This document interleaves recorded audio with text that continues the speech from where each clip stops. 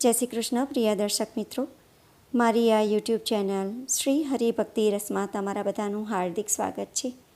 આજના વિડીયોમાં આપણે નિર્જળા એકાદશીના દિવસે ઘડાનું દાન કેવી રીતે કરવું તેના વિશે શ્રવણ કરીશું. નિર્જળા એકાદશીના દિવસે ખૂબ જ શુભ સંયોગ બની રહ્યો છે.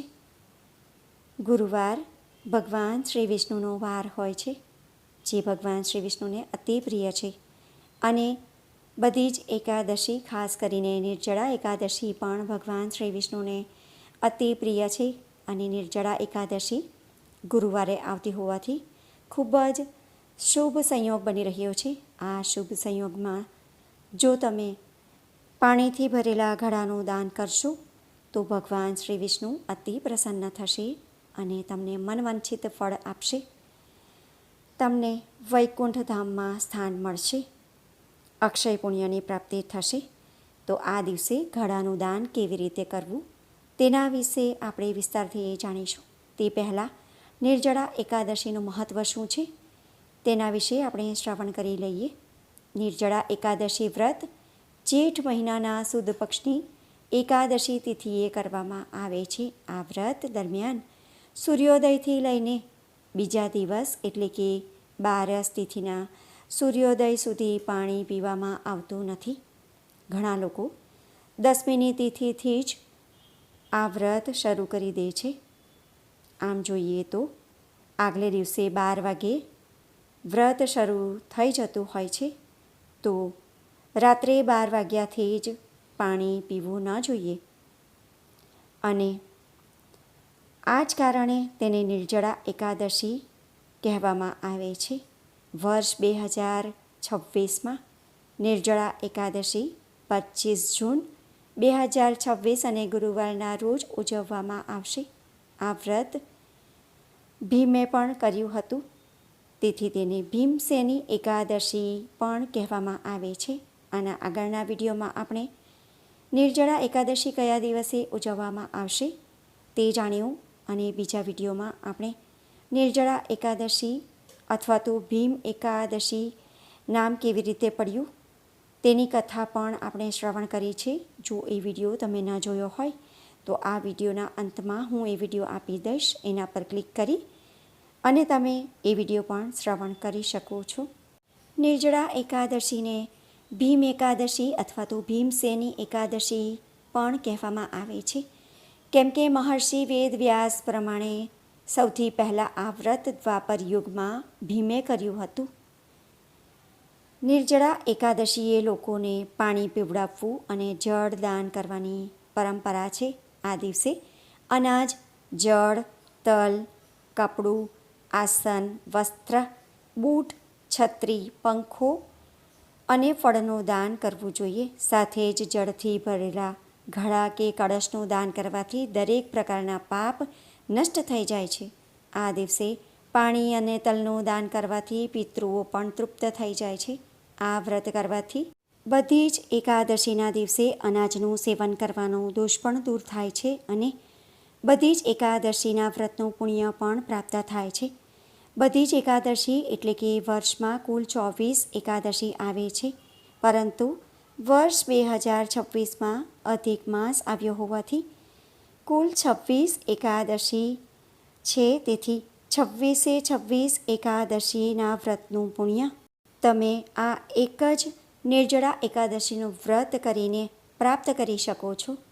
એકાદશીના દિવસે સવારે બ્રહ્મ મુહૂર્તમાં ઉઠીને તીર્થ સ્નાન કરવું જોઈએ.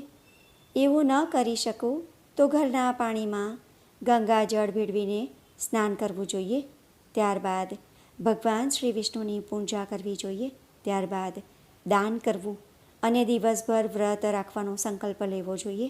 આ વ્રતમાં એકાદશી તિથિના સૂર્યોદયથી બીજા દિવસ એટલે કે 12 તિથિના સૂર્યોદય સુધી પાણી પીવું જોઈએ નહીં અને ભોજન પણ કરવું જોઈએ નહીં.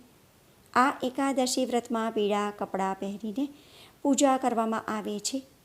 પૂજા કરતી વખતે ઓમ નમો ભગવતે વાસુદેવાય મંત્ર બોલીને ભગવાન શ્રી વિષ્ણુનો અભિષેક કરવામાં આવે છે. સાથે જ ભગવાન શ્રી વિષ્ણુની પૂજામાં પીળા ફૂલ અને પીળી મીઠાઈ ખાસ અર્પણ કરીને ભગવાનની પૂજા કરવી જોઈએ અને થાળ ગાવો જોઈએ અને સાથે જ આ વ્રત નિમિત્તે જે કથા છે તેનું શ્રવણ કરવું જોઈએ, તો જ વ્રત પૂર્ણ ગણાય છે અને બીજે દિવસે સમયસર મુહૂર્ત પ્રમાણે પારણા કરવા જોઈએ, તેથી તમારું વ્રત પૂર્ણ ગણાય છે. પછી શ્રદ્ધા અને ભક્તિ સાથે કથા સાંભળવામાં આવે છે અને તે પછી પાણીથી કળશ ભરીને તેને સફેદ કપડાથી ઢાંકીને રાખવું. તેના ઉપર ખાંડ અને દક્ષિણા રાખીને બ્રાહ્મણને દાન કરવામાં આવે છે. એકાદશી સ્વયં ભગવાન શ્રી વિષ્ણુને પ્રિય છે. ભગવાન શ્રી વિષ્ણુને આ તિથિ પ્રિય હોવાથી આ દિવસે જપ, તપ, પૂજા અને દાન કરનાર લોકો પર ભગવાન શ્રી વિષ્ણુની કૃપા હંમેશા રહે છે. જીવન મરણના બંધનથી મુક્ત થઈ જાય છે. આ વ્રતને દેવ વ્રત પણ કહેવામાં આવે છે, કેમ કે બધા દેવતા, દાનવ, નાગ, યક્ષ, ગંધર્વ, કિન્નર, નવગ્રહ વગેરે પોતાની રક્ષા અને શ્રી વિષ્ણુ ભગવાનની કૃપા મેળવવા માટે આ એકાદશીનું વ્રત અવશ્ય કરે છે. પૌરાણિક કથાઓ અનુસાર મહાભારતના યુગ દરમિયાન ભીમસેનને ભોજન વિના રહેવું અશક્ય લાગતું હતું. પરિણામે ઋષિ વેદવ્યાસે તેમને વર્ષમાં ફક્ત એક જ વાર નિર્જલા એકાદશીનું વ્રત રાખવાની સલાહ આપી.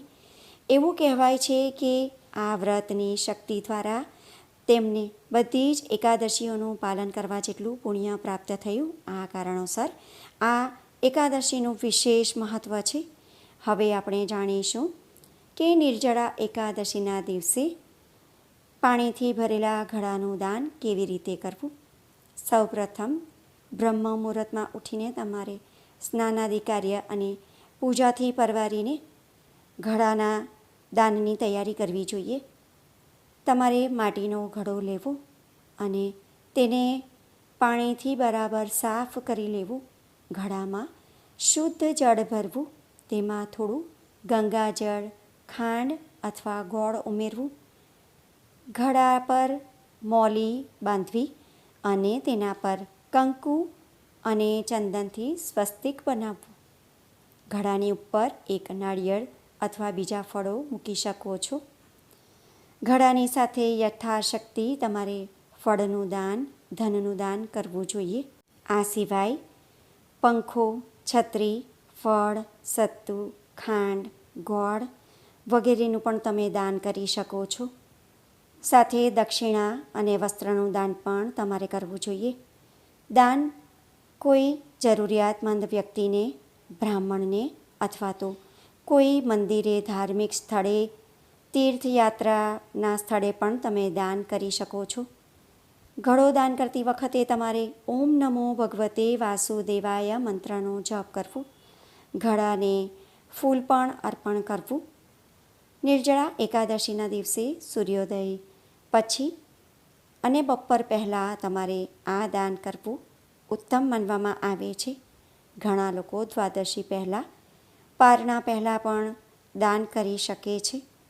તો ભક્તો, આજના વિડીયોમાં આપણે નિર્જળા એકાદશીનું મહત્ત્વ શું છે અને ઘડા દાન કરવાનું મહત્ત્વ શું છે, તેનાથી કયું પુણ્ય પ્રાપ્ત થાય છે અને ઘડા દાનમાં કઈ વિધિ કરવાની, એ બધું જ આપણે જાણ્યું છે. વિડીયો તમને ઉપયોગી લાગ્યો હોય તો બીજા લોકો સુધી વિડીયોનો પ્રચાર કરજો, જેથી બીજા લોકો પણ જાણકારી મેળવી શકે અને તે પુણ્યના પણ તમે ભાગીદાર થાવ. કોમેન્ટમાં જય વાસુદેવ જરૂરથી લખજો. ફરી મળીશું એક નવા વિડીયો સાથે. ત્યાં સુધી બધા ભક્તોને મારા જય શ્રી કૃષ્ણ. વિડીયો જોવા માટે ધન્યવાદ.